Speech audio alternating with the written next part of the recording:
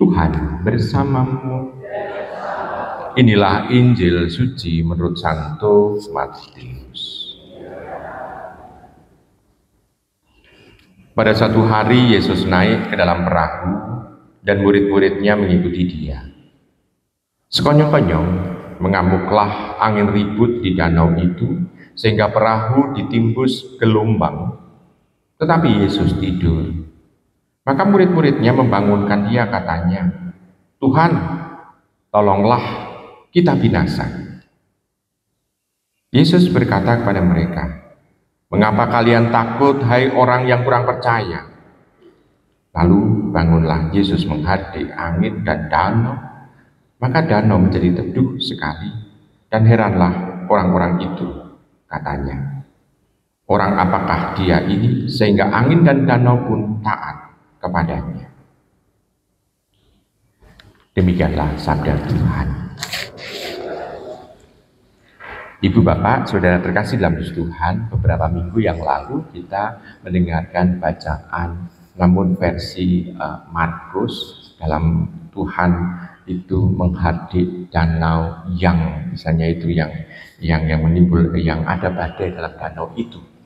Kita bisa melihat, tapi itu kan menurut Injil Markus. Sekarang kita melihat di sini Injil Matius yang kita bacakan. Memang ceritanya hampir sama, namun urutan-urutannya yang agak berbeda.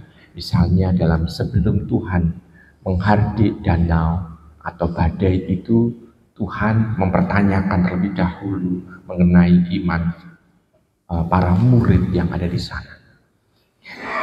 Sekarang bagi diri kita, bacaan ini mau berbicara apa? Begini Ibu Bapak, mengapa Tuhan bisa tertidur di dalam perahu itu? Apakah karena capek? Atau karena nggak ada orang yang ngajak ngomong dia? Atau karena apa? Kita bisa bertanya-tanya, di atas gelombang, misalnya di atas gelombang dalam perahu, orang bisa tertidur, itu pasti ada alasannya. Ada apa alasannya? Karena Tuhan tidak diajak ngomong oleh para murid. Para murid sibuk sendiri di atas perahu itu.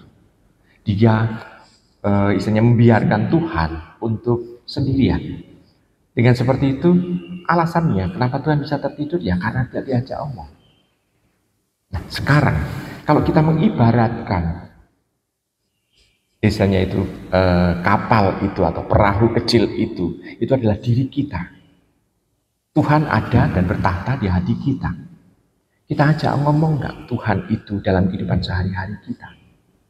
Kita ajak omong nggak Tuhan itu berbicara dengan kita pada saat kita mempunyai waktu yang luang, mempunyai suatu mau membuat keputusan-keputusan penting dalam kehidupan kita. Kita ajak omong nggak Tuhan itu? Kalau enggak, ya Tuhan menunggu sebetulnya, menunggu kita untuk berbicara dengan diri kita. Kalau enggak, ya Tuhan tertidur. Seolah-olah kan nggak butuh kehadiran Tuhan. Kita ini seolah-olah, sehingga Tuhan tertidur. Nah, kita punya Tuhan, tetapi kalau badai hidup kita itu ada, kita sedang menghadapi badai kehidupan, apa yang kita lakukan? Seringkali kita berteriak-teriak, "Tuhan, kami itu seringkali berdoa kepadamu, mengapa engkau tidak menyelamatkan aku?" Gitu. Seringkali kita malah justru berdoa-doa seperti itu, memohon-mohon kepada Tuhan. Kita lupa bahwa Tuhan itu sudah ada dalam diri kita. Para murid lupa bahwa Tuhan itu sudah ada di dalam perahu itu. Mengapa mereka masih berteriak? Ibu Bapak, sudah terkasih dalam Tuhan. Maka bacaan Injil hari ini sebetulnya mau mengajak kepada kita.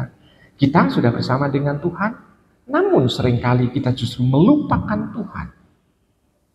Maka apa yang harus kita lakukan? Yang harus kita lakukan adalah sederhana, yakni apakah dalam kehidupan kita sehari-hari kita membutuhkan Tuhan atau enggak? Kalau membutuhkan Tuhan, lalu Tuhan kita butuhkan untuk apa? Seringkali kalau kita mengatakan kita butuh Tuhan, tapi Tuhan untuk apa? Seringkali Tuhan hanya sekedar untuk melakukan apa yang kita minta, untuk mengabulkan setiap doa yang kita minta. Bukankah itu berarti kita seolah-olah melecehkan Tuhan. Tuhan seolah-olah hanya menjadi tukang untuk mengabulkan setiap permohonan kita. Lalu kapan Tuhan itu kita puji? Kapan Tuhan itu kita muliakan? Kapan Tuhan itu kita dudukkan sebagai Tuhan, di mana kita menghadap Dia dengan cara sembahyang. Sembah yaitu menyembah yang Maha Kuasa, menyembah yang menguasai hidup kita. Kita bisa bertanya-tanya dalam hidup kita, adakah kita waktu untuk senantiasa memuji, memuliakan Tuhan? Ada orang yang bertanya, kalau kita memuji Tuhan, apakah kita menambah kemuliaan Tuhan?